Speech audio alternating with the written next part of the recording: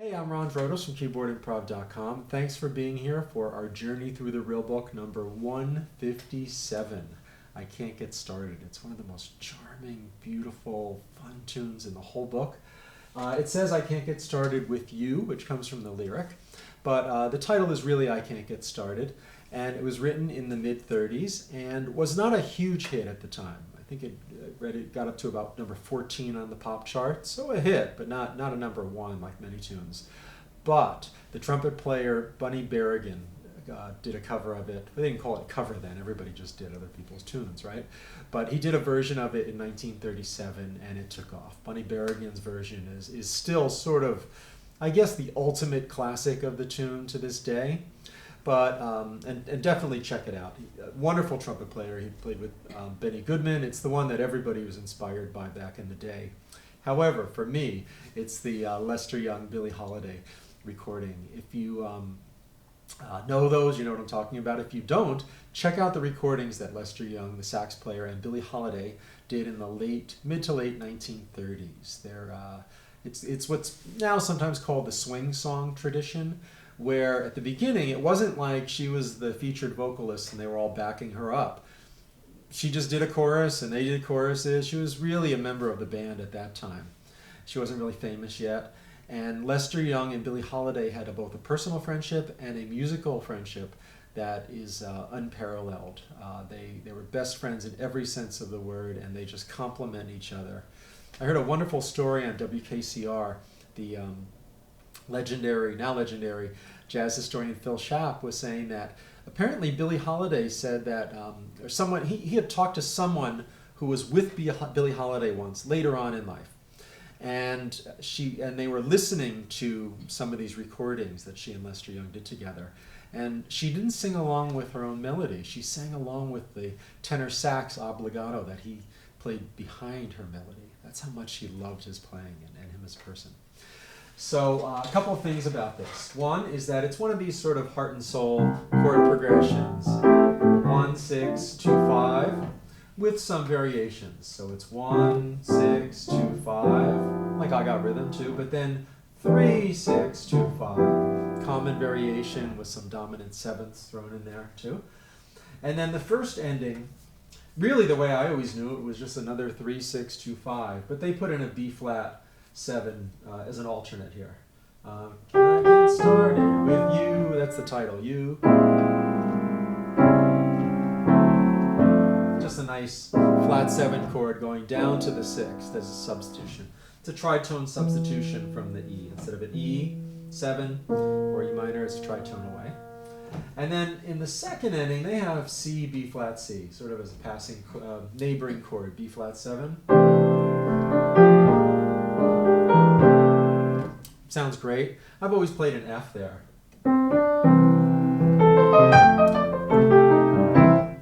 So that's a little more traditional. The B flat's a little more less usual, and it's kind of nice. So you can do that. There's also some sort of bebop changes that people play with this. It's in measures 3 and 4. It doesn't quite work with the melody, but you can do it. But definitely for improvising if you want. And it's a series of 2 5s. So instead of just going to E7, they treat that as a 5 and they put a 2 in front of it, like in the key of A. So it's B minor 7 to E7. Then they go down by half steps. B flat minor 7, E flat 7, A flat minor 7, D7, A minor 7, D7, then A flat minor 7, D flat 7, which is a tritone substitution of the G7 and brings you back to C.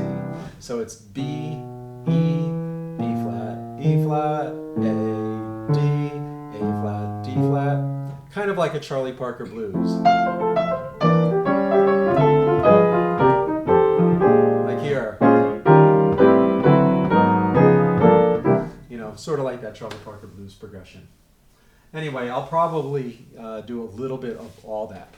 I'm going to start with a very sort of typically 1930s, late 30s, into the 40s kind of intro, where I start with the sharp 4 half-diminished chord and go down stepwise to a 2-5 in C. So here we go. It's just a beautiful medium swing kind of tune. medium slow swing.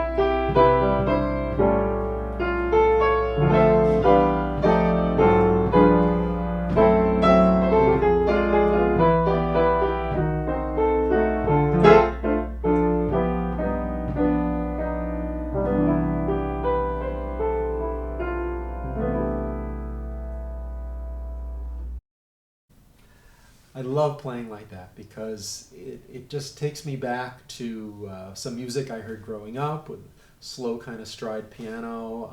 Brings me back to those Billie Holiday, Lester Young recordings that I must have listened to for hours and hours and hours when I was in my 20s, and still go back sometimes and enjoy those. And I hope you dive into those worlds too. Bunny Berigan, you know, let that take you into the world of Benny Goodman and his band, or whoever, you know, Lester Young, Teddy Wilson, all these musicians in the mid to late 30s.